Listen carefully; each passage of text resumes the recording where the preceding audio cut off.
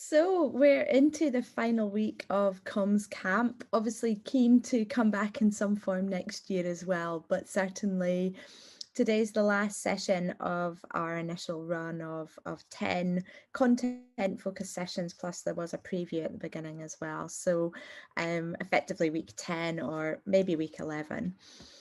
What we're going to talk about today is measurement. And I think all the way through, I have been saying that although measurement is step 10 of our comms wheel, we very much believe that measurement is integral to everything that we do in communications. So right back at the beginning in week 1, when we spoke about insights, we also spoke about communications objectives and having SMART objectives. And one of the letters in SMART is M for measurement. So much as we're covering measurement maybe in a bit more depth today, we would say at every step of the way, you need to think about measurement. And if you don't know where you're trying to go and you're not measuring it, then you're never going to get there. So we would say always just take a step back and think about measurement. So within our capability questionnaire, we have 5 questions on measurement. The first one really is investing in useful measurement and evaluation. Now, when we say invest, it doesn't have to be big budget. You don't need to spend lots of money. It may just be that you're investing some time in measurement. But we would say anything you invest in measurement is really gonna help you to understand what's working and to also prove the value of what we do. That's something that Richard Bagnall from AMEC is going to be talking to us about shortly, is really using measurement to prove our value in a time that's becoming ever more important. And the second one on measurement, this is slightly more about monitoring, but really just having some simple tools in place that mean that you know when your brand is mentioned in the media.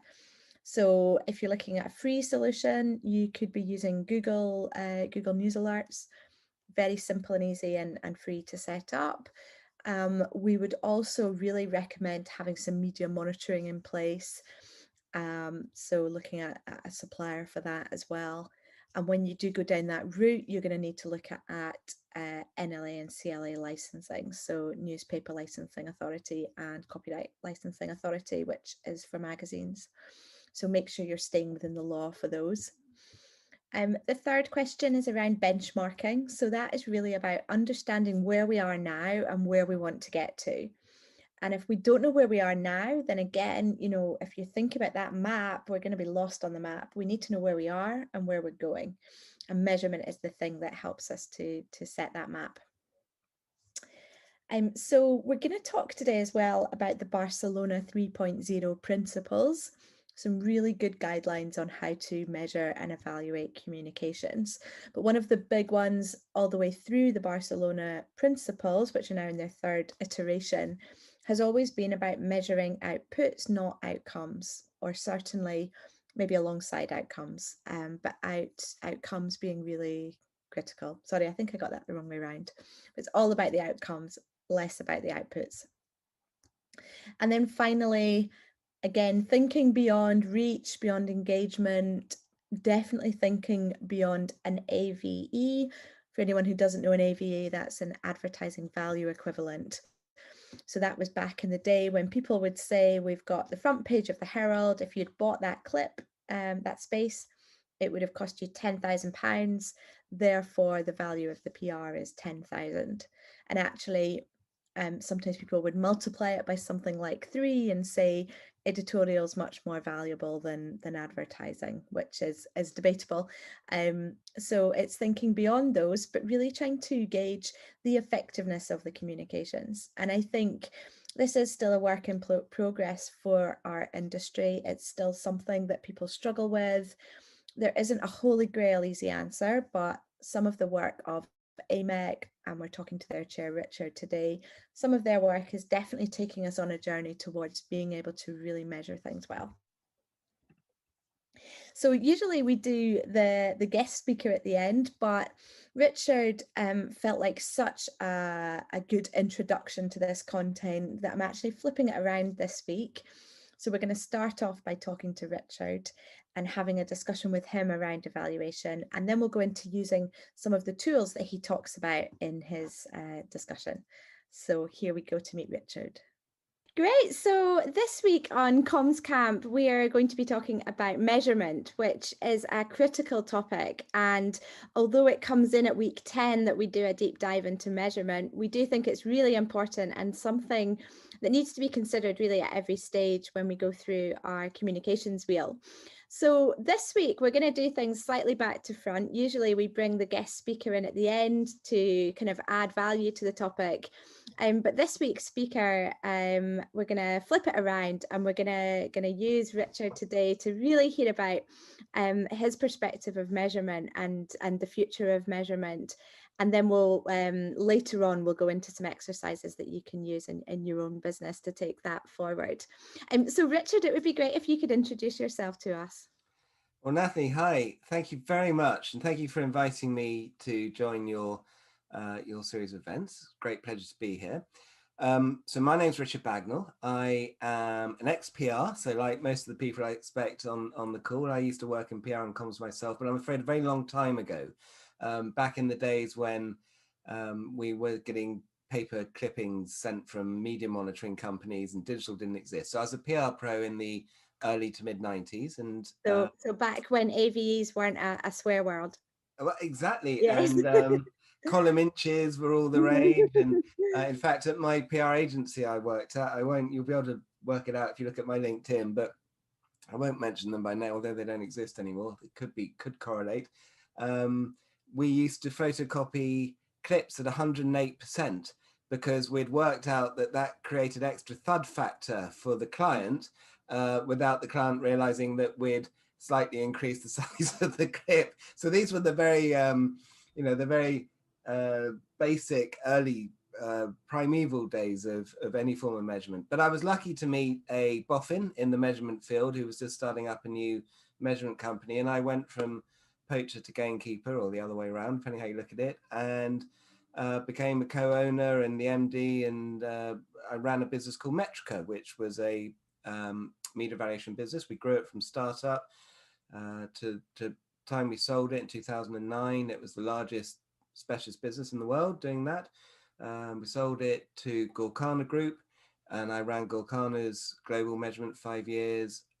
Since then, when that business got sold, I left. I worked for Prime Research for 4 years, another business in the space. They also got sold. 2 years ago, I joined Karma International. I'm their global co-managing partner. Karma is a massive international media monitoring and evaluation business. So I look after the evaluation side. I look after the European and American business in particular. And I'm also the chairman of the Global Trade Association, which is called AMEC, which is the International Association for the Measurement and Evaluation of Communications. So those are the things that keep me busy by day.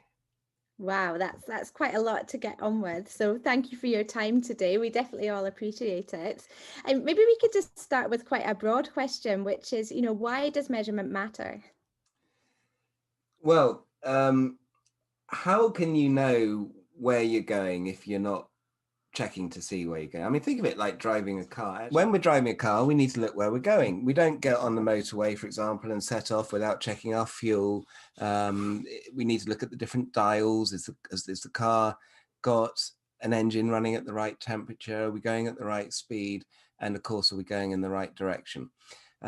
You can't know if you've succeeded if you're not measuring. You can't know where you're going if you're not measuring. Measurement matters more than ever right now as well, particularly for PR.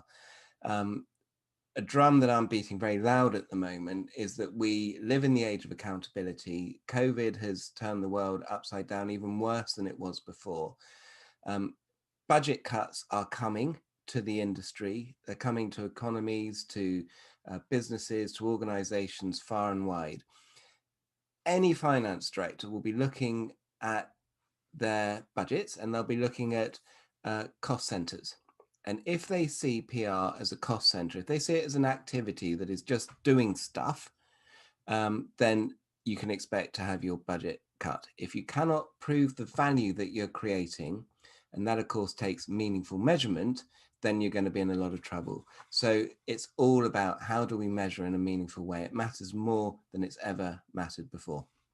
Absolutely. So really, really relevant, and such an important Yeah. point is Never been how more do we, relevant. how do we justify what we do, and the return it's bringing into a business or an Right. organization. So in simple terms, how do we do this? You know, obviously we're not allowed to use AVEs anymore. Certainly if you're a member of a CIPR or the PRCA, they would really be looking badly on us for looking at AVEs. What are the new numbers, and how are they relevant? Well, this is all about not just being tempted to count the things that are easy to count.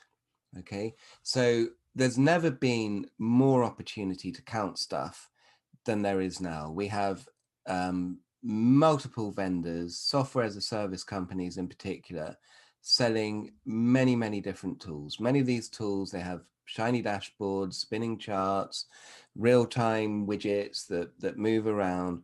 And it's very tempting, because we're all busy, to say, I've got a measurement vendor, they're doing the counting, they're counting stuff, there's some dashboards, there's some charts, that's my measurement.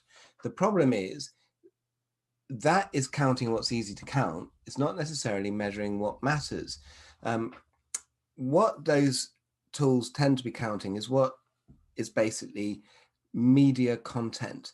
And it's like shares, impressions, volumes, numbers. It's what we call counts and amounts. It's the stuff that's easy to capture from different tools, APIs. The problem is all that's telling anyone who looks at the data is that you've been busy doing stuff. What it's not telling them is, have you actually achieved anything that supports my organization and added value to my organization, whatever my organizational goals are? So what we need to do as PR and comms professionals is stop counting stuff without thinking about what it is or how it's added value, and start saying, what are the metrics that show that I've created value? And that's all about understanding where it is your organization wants to go, how the communications function supports that, and then moving from just the outputs, those are those counts and amount metrics, but blending in what we in the industry call outtakes and outcomes. So the 3 O's of communications evaluation: outputs, outtakes, outcomes. Outputs is the stuff that we have always counted and we still tend to count. They have relevance because they're the digital breadcrumbs that lead, that show our activity, if you like. But the outtakes are, what do people now think now that they've seen or heard the campaigns that we've been working on? And the outcomes are, what do people now do now that they've thought about it? So to get meaningful measurement, we need to be able to tell a measurement story. And that measurement story needs to say, here was the challenge. This is what the organization needed me to do. This is where the organization was. So that's what we call a benchmark. So we need to understand where we are when we start. What's the benchmark? Then we need to say, okay, what's our plan? And exactly as you said at the beginning, Natalie, this shouldn't be session 10. Measurement should actually come at the beginning. Our plan and measurement should inform each other. What's our plan? What does good look like? What do targets look like? What are we trying to achieve? What dials do we want to turn here? And Okay. don't worry, we did cover that in session 1, I promise. Brilliant, brilliant. Well, let's having smart objectives that are measurable. Absolutely. Yeah. And you know, remember the M of smart is measurable, right? Uh-huh. So they absolutely go hand in hand. Then once we've done that, then okay, what were the outputs we got? What did people then think? What did people then do? The outtakes and the outcomes, and then we tie that together, and that becomes a meaningful measurement story, and that is how we prove value. Fantastic. It sounds like quite a big spreadsheet to me. Well, Yeah, it's not about a spreadsheet. no, I know. I don't think it's about a spreadsheet. I think it Mhm. is, look, you know, PR and comms professionals, one of our great skills is that we're good storytellers.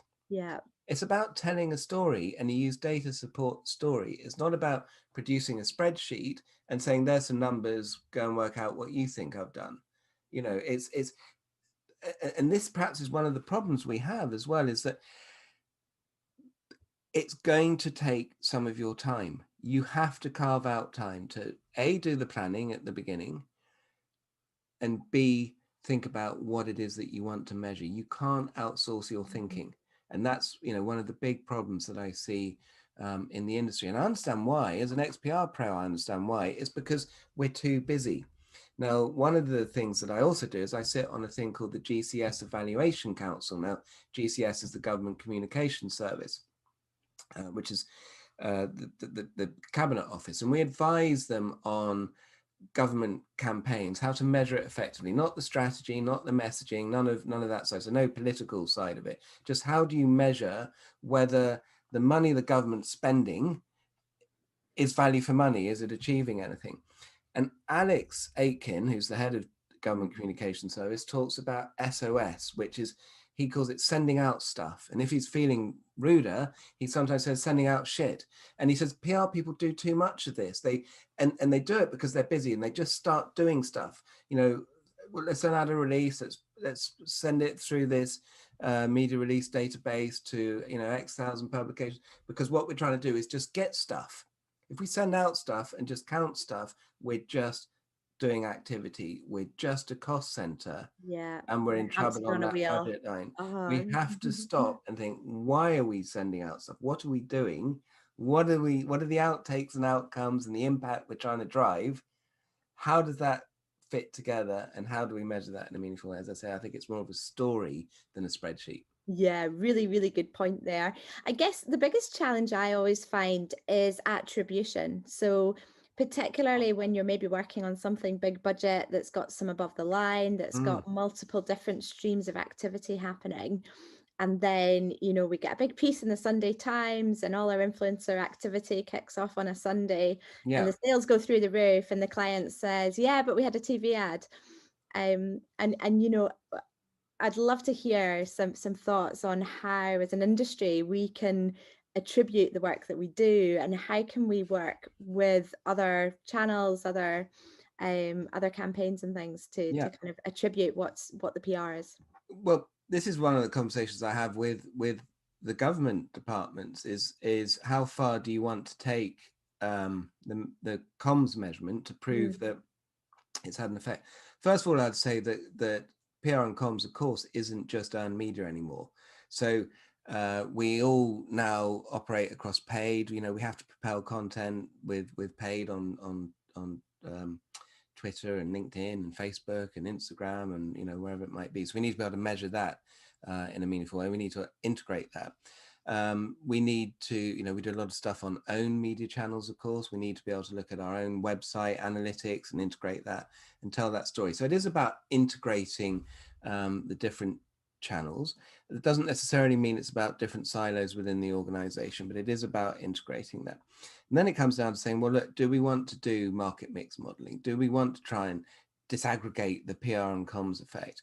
And you can spend heinous amounts of money on this with very complex models that, you know, many companies offer. There's a technique called econometrics, which a lot of large organizations use, where they try and show every marketing thing or everything that caused an outcome, whether if it's selling cans of Coke, they'll put the above the line, the sales promotion, the PR, but they'll also put the weather and things like that into these models to try and work out exactly, you know, what it is. But when you talk to the modelers privately, they all acknowledge that their different models have flaws in them.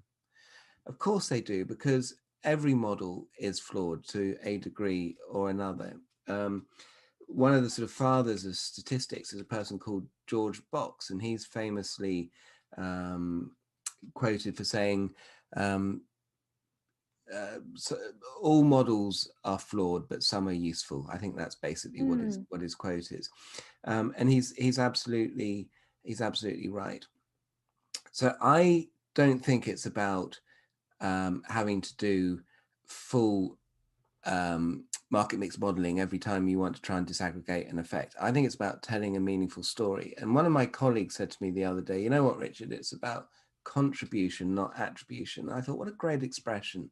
That's so right. How did PR contribute to this effect? Can we tell that meaningful story? Can we correlate the data points of what we've done, and we use the meaningful metrics, against what happened? And then can we weave it together to tell that meaningful story? And I think that's the right place to take it, that's where we need to go, and that's where we need to stop. And if your viewers, delegates, are wondering how to do this, and the good news is, I mentioned I'm the chair of Global Trade Association, AMEC. AMEC exists to drive best practice and education into the marketplace. It's a not-for-profit, and we don't sell any of the stuff that we produce. We're probably best known because we're the organization behind the Barcelona Principles.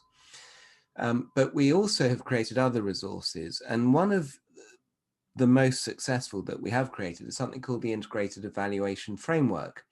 Now, what the Integrated Evaluation Framework does is it takes the Barcelona Principles and it operationalizes them. It shows how any organization at any size with any budget can measure in a meaningful way across paid, earned, shared, and owned, and across plan, objectives, benchmarks, strategy, tactics, activity, outputs, outtakes, outcomes, organizational impact, pull it together, tell a meaningful story.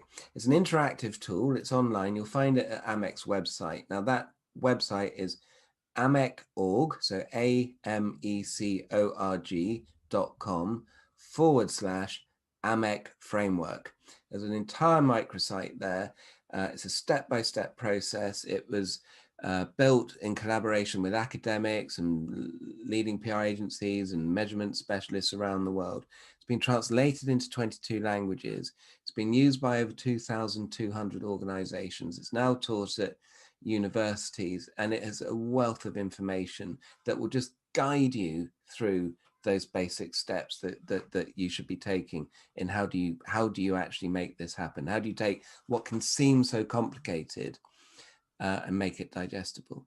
And it might be a good time for me to tell your listeners a secret about me, which is for 25 years, I have run measurement businesses.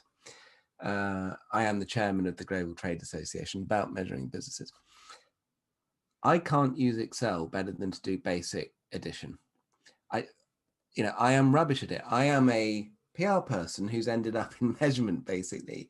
And if I can get it and tell the stories, then I genuinely believe all PR people can. What we need to do is take what can seem overwhelmingly complicated and turn it into something that actually is digestible and easy to understand and meaningful to people. And I promise you, if I can do it, everyone can do it.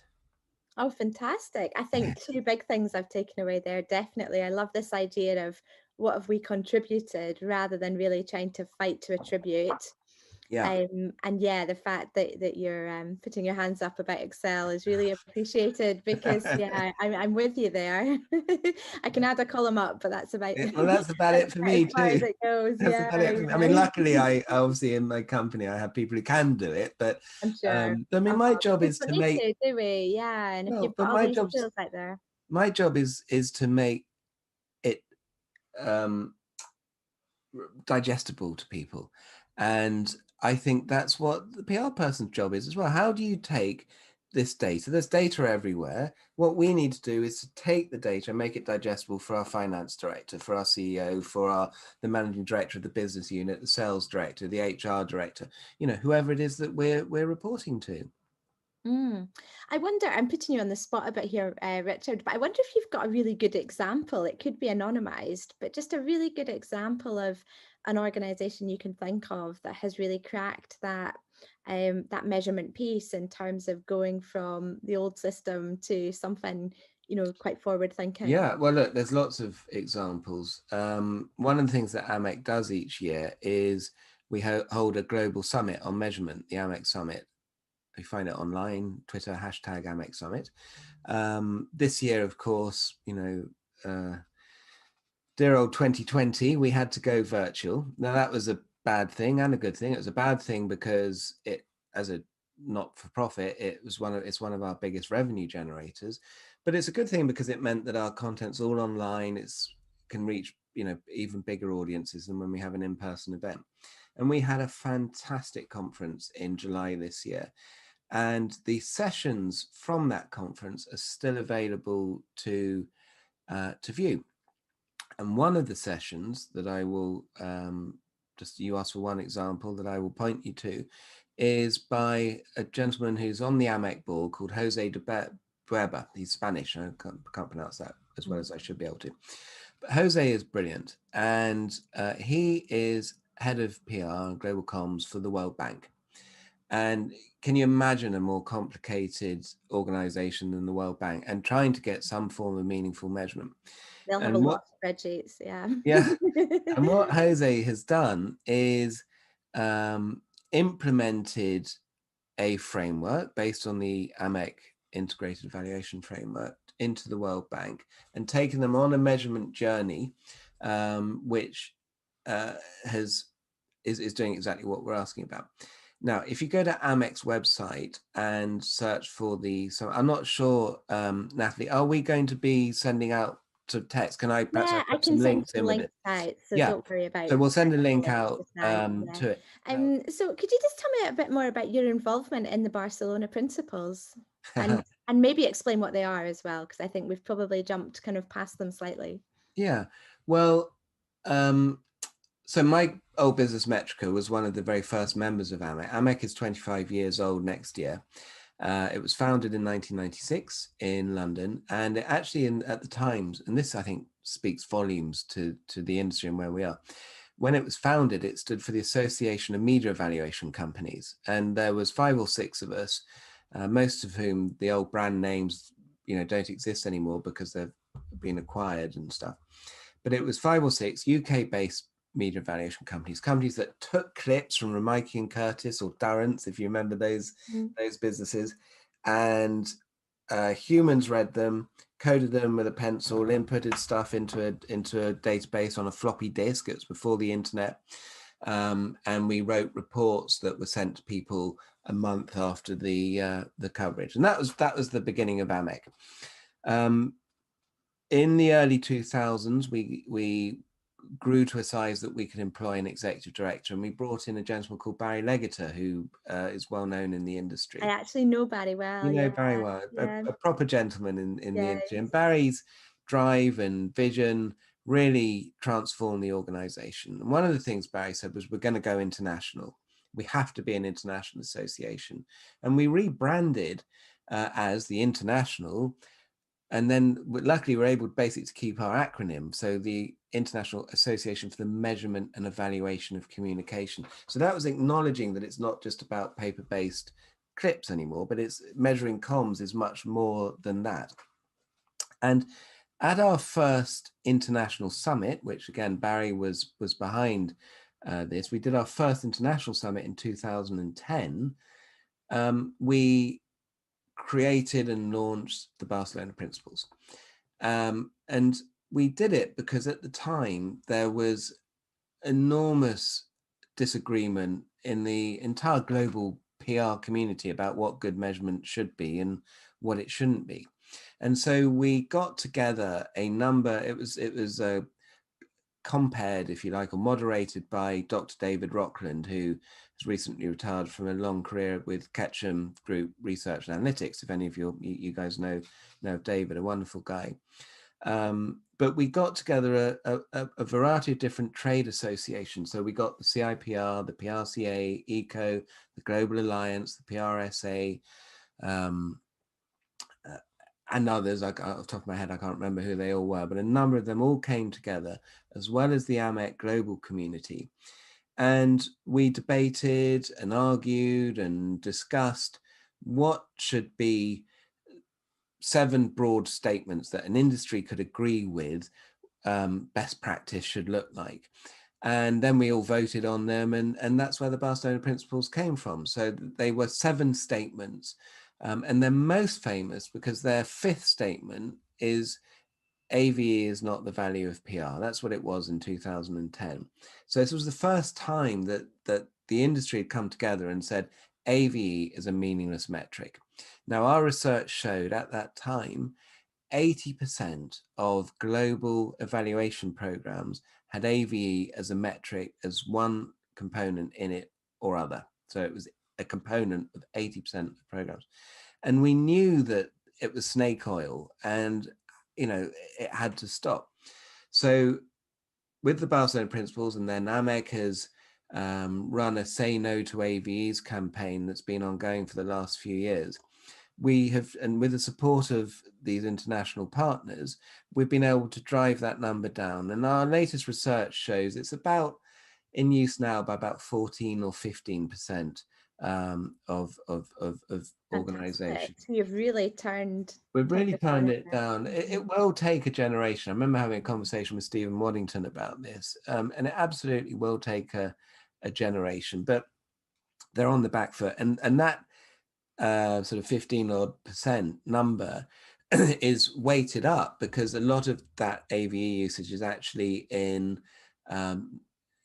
less advanced PR markets. So in Asia Pacific, in Africa, and some parts of the Middle East as well, where they're still basically doing what we were doing 20 years ago. So they're more clip counting. So in the Western market, AVE usage is really, really very, very minimal.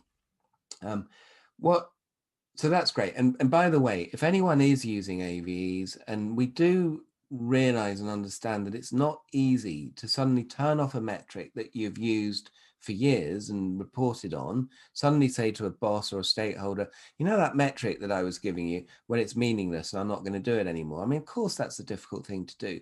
So we have to educate and support rather than shame people into doing it. So as part of that, I actually wrote a white paper for AMEC called 22 Reasons Why AVE is an Invalid Metric. And it's on AMEC's website. It's translated into a number of different languages, and it's there so that you can reference it and discuss it with your stakeholders and say, look, this is why it's a bad metric. Let's start incorporating some better metrics. Now, you can Google it and you'll find it, but the URL, you can go to a bit.ly link, so bit.ly/say no to AVEs, and that's a plural at the end, so it's an S at the end, so say no to AVES, and that will find you that article. Great. That sounds good. So I guess, Richard, to sort of start wrapping up, really, where do you see the future going, and what do you think the discussion is going to look like around measurement in sort of 5, 10, 20 years? Yeah. Well, gosh, if I knew, I'd be a billionaire. The world would be mine. No, but, look, it's going in one of two ways at the moment. In many ways, I think that we're at risk of being, all the advances we've made over the last few years in terms of improving our measurement are at risk of being bombed back into the dark ages. And why do I say that? Well, because there has been a massive influx of venture capital money into the industry. Venture capital loves where it can see an easy profit, and software as a service is an easy profit. When you have a software as a service tool, so a platform, you build it once, you sink costs into building it once, and then you sell it many times. And every client that you, or customer as they call them, which says something, every customer that you then sell it to is just incremental margin straight to your bottom line. So it's hugely profitable, it's hugely attractive. When you couple that with the fact that people say that data is the new oil, and reputation data, communications data, of course, is so valuable, it means that money is pouring in. So that some research I saw recently estimated that the media intelligence software market was going to grow over the next 4 years at a compound annual growth rate of 14.8%. That's hugely attractive to people. So this is why you're seeing so many dashboards and tools being offered to you by new startup companies that don't have to make a profit. It's not about profit, it's about growth in terms of rate that they can sell new clients to and rates that they can open offices in new places. And what they tend to do is not employ experts because they're expensive. They tend to employ lots of salesmen because salesmen sell stuff. And there you get a problem that you're getting a price commoditization because a lot of these tools are very similar. So they're all becoming cheaper and cheaper and cheaper. And you're getting over promise. And that leads to, if you think of the Gartner hype curve, that leads very quickly to the trough of disillusionment. So people are being sold tools that they think are going to solve all their problems, that they're not going to have to think about their measurement and their evaluation, and that it's going to have all the answers for them. And guess what? It's probably got AI in it as well. Of course, AI is the It's the hot new buzzword, yeah. sexy thing, right? And that's why I think it's dangerous, because those tools, if you remember right back to the beginning, what we're talking about, they're counting what's easy to count. They're counting likes, shares, tweets, impressions. Impressions are being called the new AVE because they're becoming harder and harder to track. There's all this promise of people being able to do cookie tracking, but every week we're getting more cookie blocking tools and software. Safari blocks cookies full stop. Chrome's going to shortly, you know. That's a duff approach, and even if it worked, it only works in half the cases. So you're getting half accurate information, which you're having to blend with modeled information, which means effectively it's not that accurate anyway. But what is the answer? So well, that's the risk. So the risk is, and my challenge to the viewers and the listeners is, you cannot think that these new tools are going to be the answer, and be careful that they're not, because they might well end up being all that is available, particularly if we see this price commoditization and a drop in a price point that people are prepared to pay to have an evaluation service. I believe that the answer lies in using technology and AI for the stuff that it's good at, which is the heavy lifting of large data sets. So capturing it, quickly manipulating it, querying it, but that you need to then use humans to bring context, relevance, and insight against what the data finds. AI doesn't provide insight. AI can count, it can build a chart, it can tell you this chart went from 10 to 15, but it doesn't tell you why or what you can do about it. And it doesn't tell you the things that, well, actually, because we've seen that, if we did this, what might happen there? So I think my view is that we need people who will be able to help you answer questions, the what, the so what, and the now what. And software tools don't do that. Now, I might be wrong, I don't know, but that, with Karma, that is what we're doing. We're investing into great technology and great people so that we can bring it together and we can support our clients, because I think that PR people do not need new data points. There's data everywhere. Mm-hmm. What we need is people who can help us make sense of it and tell that meaningful measurement story in a credible and a sensible manner, and show that we're value generators and that we're not just a cost center. Super. That sounds good, Richard. And final question then, for anybody that's struggling a bit just now with measurement, that really wants to go away tomorrow and, you know, make a change and take the first step in trying to fix it, could you just give them a top tip of how to get started and where they might be able to? Yeah, of course. Go straight to the Integrated Evaluation Framework microsite. It's got a wealth of information there that talks you through what to do. Go and look at AMEC's website. Is full of support, case studies, multiple different experts are there. As I say, it's measurement month's just happened. A load of content will be online about that. But go to the Integrated Evaluation Framework. There's a great taxonomy. It's a terrible word, but it's a great resource. It tells you about all sorts of different metrics that you might consider for different stages. And of course, you know, reach out to some experts. I'm always happy to help people, and that's why I'm grateful to you, Natalie, for including me, giving me the opportunity to speak to your delegates today.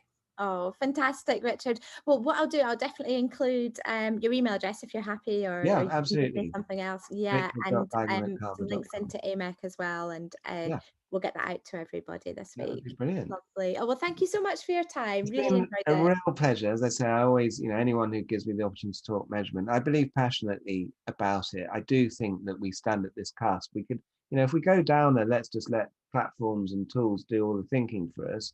We're just going to, as an industry, we're going to be commoditized, and we're not going to be able to prove our value, and we're just going to end up, I don't know, being influencer marketing people or something as a little subset of marketing, and it'll, you know, that's not what we want to be. We're about a lot more than that. We're guardians of organizations' reputations. You know, we you know Yeah, no, I I don't know need where you're to going. Love reel that. out Yeah, the you're right. what PR is, but it's about a lot more than that, and we Definitely. have to do it in a meaningful way, and it means we have to spend the time thinking about it, and it's not as difficult as it might appear. Yeah, and that's been a common thread throughout CommsCamp has been, yeah, let's be strategic, let's make a difference, and then let's prove we did, you know, and I love this idea of what was our contribution rather than fighting for some attribution. Yeah, So thank you so much, Richard. Really enjoyed that discussion. Really it's a helpful. real pleasure. Thank you Thank so you. much, Natalie. Cheers. Bye-bye. Bye bye. Fantastic. So thank you, Richard. Really interesting to hear your take on evaluation. Obviously, it's constantly evolving, and it's a really interesting space to be in. So I think Richard's really well set up what we're going to go into now, where we look at some of the frameworks that he was just discussing. So the first one that Richard has been involved in, I'm just trying to find a good space for my, I might be able to get rid of it completely. There we go. So that you can read all of this. So along the left-hand side is a nice infographic that AMEC have created, which tells you about the Barcelona principles. Version 3.0 is 2020's version, so nice and fresh and new. And they've just been adjusted slightly as they've evolved. Now, it's a bit tricky to read, so what we've done is just summarize them over the side as well so that we can go through those today. If you do visit the AMEC website, you can become a member of AMEC, but you can also access for free some of their tools and methodologies. So the infographic on the screen, you can download, you can print it off, you can stick it on your wall or share it with your team. So I'd recommend everybody to do that. And we're just going to go through these principles one by one. So first of all is about goal setting. So going back to that week one where we talked about insight and then we moved on to strategy. If you don't set a goal, then you don't know where you're trying to get to. So setting goals is a prerequisite, and we cannot go out and start to deliver a communications program if we haven't previously set the goals. So absolutely critical. And it doesn't need to be a big time consuming process. So quite often we do need to move quickly. We can definitely still do that while setting goals. And we'll show you a framework that AMEC have created as well that might help you to do some of this. And we're then looking at what we've said is really the holy grail of measurement. So it's not looking at the outputs. It's not saying how many press releases are we going to write, how many Twitter posts are we going to do, how many influencers are we going to engage with on Instagram. It's not about that. That might be, you know, they might be some of the outputs, and you might need to do those things to reach your ultimate outcome and impact as well. But effectively, you know, we need to focus on the outcomes. We need to focus on what is this going to do for the organization, and setting targets around increasing the followers on Facebook, for example. You know, that might support the objective, but it shouldn't be the objective. The objective should be, you know, how much are we going to sell? How many people are we going to engage with our services? If it's a public sector or maybe a third sector campaign, it might be about something like, you know, are we going to increase the number of people in a key demographic who are getting a certain type of screening, for example?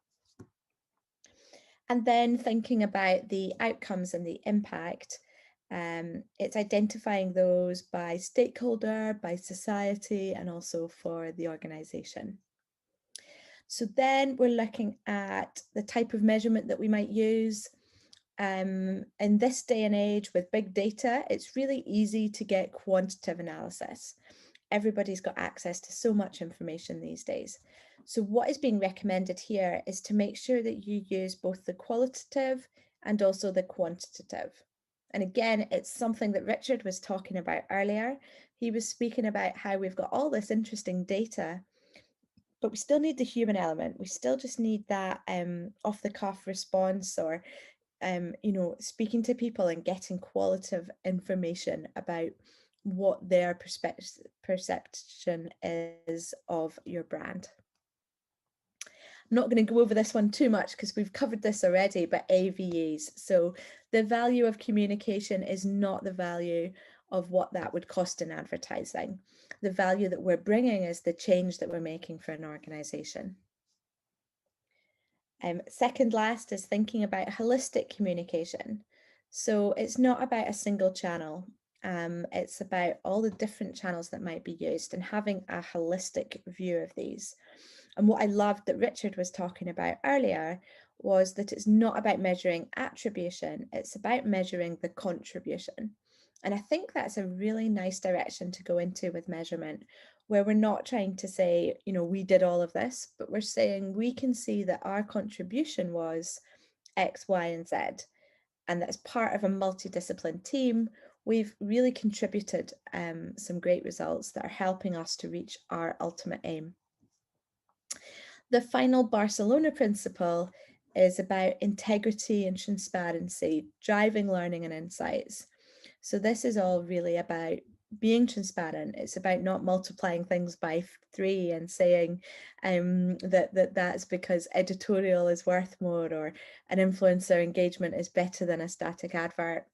So it's about being transparent and it's about having integrity, which are things that we definitely agree with, particularly when you think about, you know, the CIPR and the PRCA.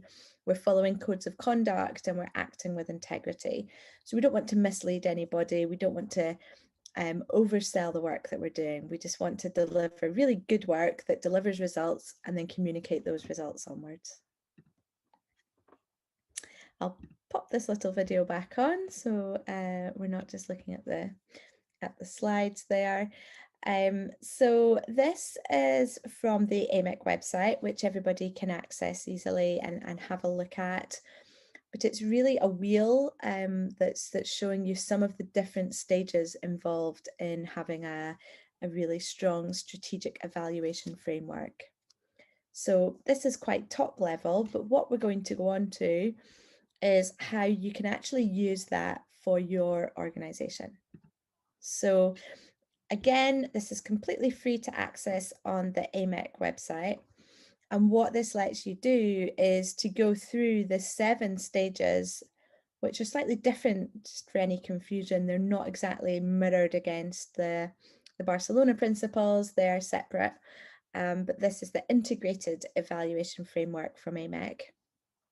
And if you go onto that website, what you can do there is click through the 7 stages of creating an evaluation framework that's tailored to your organization. So what I've done in the background is I've been onto the website and I've used a very top level imaginary brief about a potato company. And I've filled all of these in, and all you need to do is answer the questions they give you, and it populates and develops for you a framework that you can use. So the first question was, what is the organization objectives? It's not particularly smart, so I think you could definitely develop this much further. But what I've said here is it's about selling more potatoes. So you could make that much more specific. You could give it a time measure, make it smart. In terms of the communication objectives, there we've got that it's about raising the profile of the potatoes with potato buyers. Again, that could be smarter, but just really a top level so that you can see how this framework works. We've then got the target audience. So we've kept it quite simple. We've said we're targeting potato buyers, and I was thinking of that from a B2B trade perspective.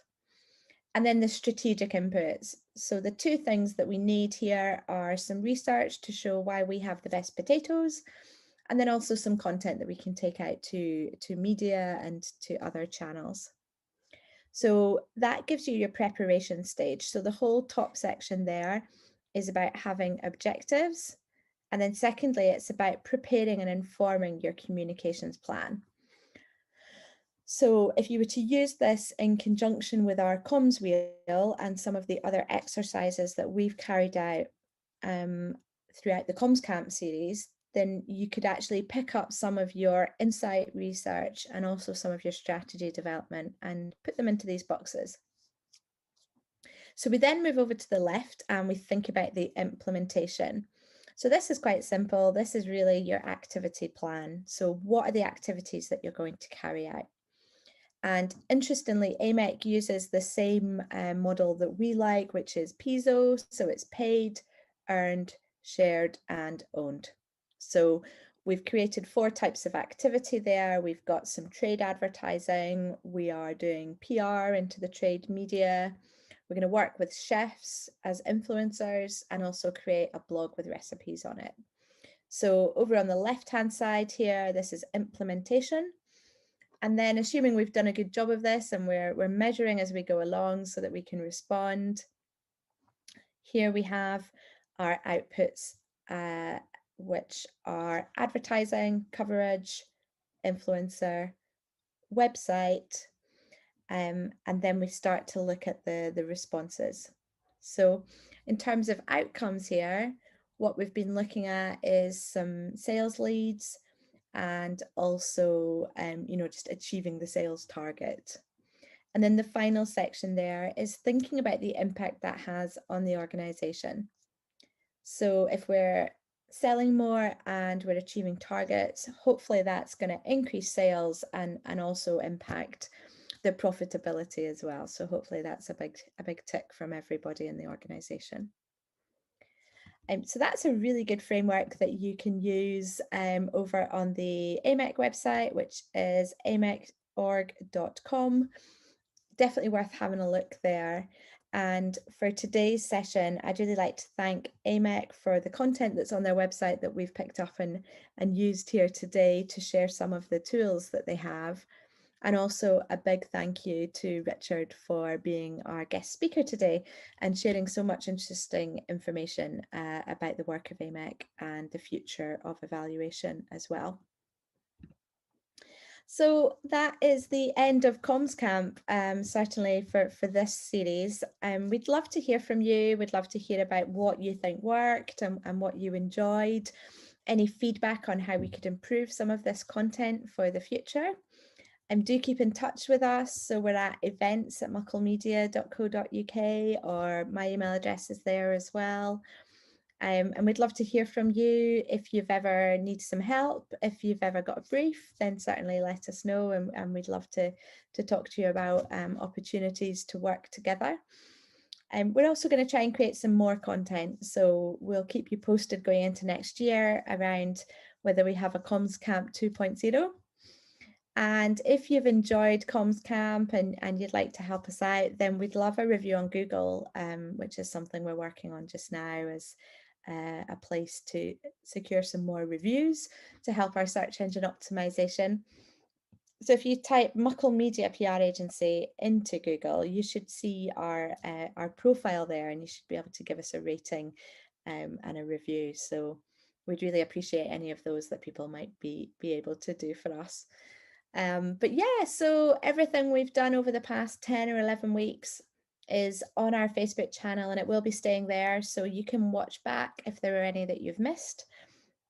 You can also share it with colleagues or any contacts you have who you think might find this really interesting. And hopefully you've now got the full workbook, which takes you through every week. If you don't, it's on our blog, or you can request it if you email events@mucklemedia.co.uk. So if you haven't done so already and you want to take some of this learning forward, we would suggest using the worksheets as a way to create a nice strategic plan as being a really good starting point. And there is only so much that we can pack into each week's session. So I would say it's definitely a taster, and we haven't been able to cover everything in depth. But we are always available, and we're happy to provide guidance ad hoc as we go along if anyone has any questions or wants to clarify anything. So thanks for coming along with us over the past 10 or 11 weeks, and good luck with everything. We hope that you are able to create some fantastic comms strategies and go out and deliver that impact. And then after today's session, hopefully you'll be able to measure it as well and really prove the value that comms brings to your organization.